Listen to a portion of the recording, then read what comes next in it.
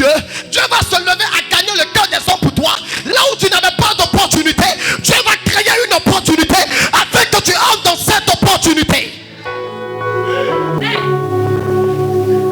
Regardez, quand Dieu te ferme les portes, même moustique ne peut rien faire.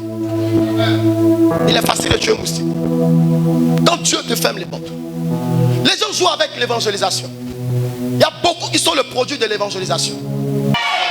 Lorsque tu parles de Dieu, Dieu parlera de toi aux autres. Ce que tu veux être dépend de ce que tu fais pour lui. Et ce que tu feras pour lui rendra ce que tu dois devenir.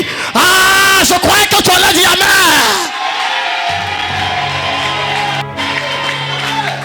Il y a des bénédictions dans cette chose. Ne jouez pas avec ça. Non. J'ai vu des femmes stériles à qui j'ai dit, maman, prends le chemin, va parler de Jésus. Et puis dit, Jésus fait enfanter la femme stérile 7 fois. Elles ont été visitées. Avec Dieu, tu ne peux pas te rendre disponible sans qu'il ne soit disposé à te bénir. Tu veux parler de lui, parle de lui. Fier. Quand tu n'es pas fier de Jésus, tu as honte de parler de lui. Mais quand tu es fier de lui, tu n'as pas honte de le présenter. Je disais un homme, même quand ta femme n'est pas jolie, parce qu'il n'y a pas de femmes vilaines, toutes les créatures sont belles. Même quand ta femme a un défaut, tu ne la caches pas. À cause de l'amour que tu as pour elle, tu la présentes. Mais ton Dieu n'a aucun défaut. Mais il est celui qui a réparé tes défauts. Il a changé tes défauts. Il a transformé tes défauts. Mais comment est-ce que tu peux le cacher? Il n'est pas pour toi seul. Tu as mis Jésus dans le placard. Fais-le sortir. Il n'est pas pour toi seul. Dis, écoutez, lorsque vous arrivez à changer d'autres personnes, tu n'as plus besoin de faire un travail dans ta famille. Parce que la transformation que tu apportes aux autres, Dieu apporte cette transformation aussi à ta famille. Ce que tu fais pour les autres, Dieu le fait aussi pour ta maison. Ce que tu apportes aux autres, Dieu accomplit cela pour toi. Écoute, l'évangélisation a fait que je ne suis plus dans les batailles. Je vois les sorciers tomber, qui meurent à un point fini. Parce que l'esprit de l'évangélisation est un esprit de prière. Et l'esprit de prière est un esprit d'évangélisation. Parce que si tu évangélises, tu aimeras la prière et la présence de Dieu. Si tu évangélises, tu vas aimer la sanctification. Parce que l'évangélisation va t'imposer la sainteté. Les gens vivent mal parce qu'ils ne peuvent pas parler de Dieu. Il y a vu des gens changer à cause de l'évangélisation. L'évangélisation, le cœur de Dieu. Quand Dieu son cœur bout, parce qu'il a vu que tu as sauvé des personnes, tu as gagné des âmes, il est content, il se lève et puis il dit, mais ma fille, elle n'a pas encore de travail. Mon fils, il a besoin de la promotion.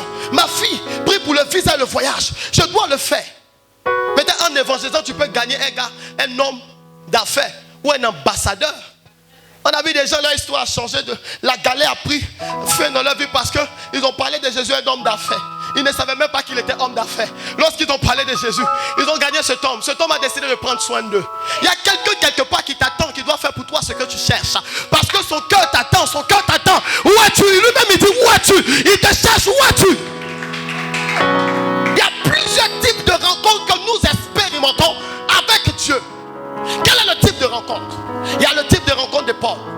La Bible dit, il se préparait pour aller persécuter les chrétiens. Il avait pris la liste de ceux qui devaient tuer.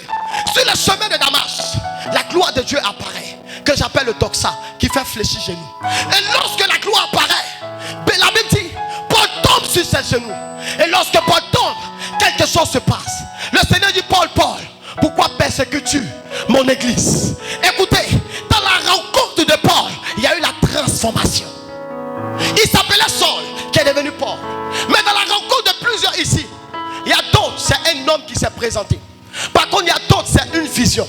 Par contre, il y a d'autres, c'est un songe. Mais cette grâce de la vision et du songe, Dieu ne l'accorde pas à tout le monde. Cette grâce de la vision et du songe, Dieu ne l'accorde pas à tout le monde. C'est pourquoi un homme est venu vers toi et il t'a parlé de Jésus. Il a pris tes mains. Il dit, aujourd'hui, on va aller à l'église. C'est pourquoi, lorsque tu as rencontré le Seigneur, quelque chose s'est produit. C'est cette rencontre que nous devons faire avec les autres. Nous devons aller à la rencontre des autres afin de leur parler de l'amour de Dieu. Nous devons aller à la rencontre des autres afin de leur parler de l'amour de Dieu. Mais dans cette rencontre, quand tu reçois maintenant, quand tu rencontres le Seigneur, la Bible dit que Dieu envoie Paul chez Ananias, qui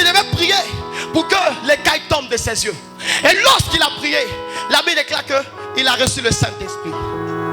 Le Saint-Esprit est la chose que nous avons reçue.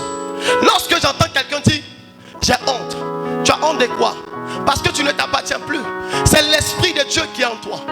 La Bible dit en Actes, lorsque nous lisons le livre des Actes, il dit vous recevez une puissance, le Saint-Esprit survenant sur vous, et vous serez mes témoins. Ah, je crois que quelqu'un avait acclamé.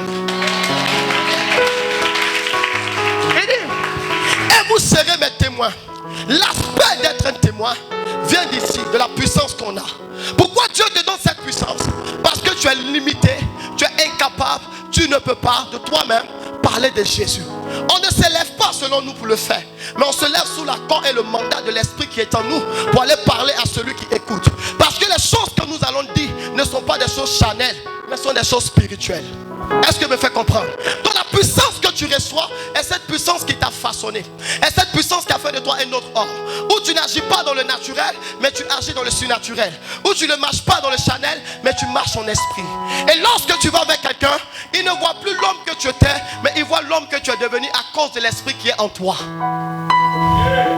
C'est pourquoi vous devez savoir que vous devez parler de Christ, vous devez annoncer Dieu, parce que la puissance a fait de vous un témoin.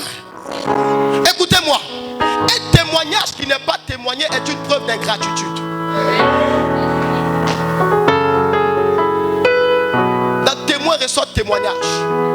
Il y a un témoignage dans ta vie, il y a un témoignage dans votre vie. On a tous ici un témoignage. Quelqu'un va dire non, il faut que j'aie ma voiture pour parler de Jésus. Ce n'est pas témoignage. Le vrai témoignage, c'est la transformation.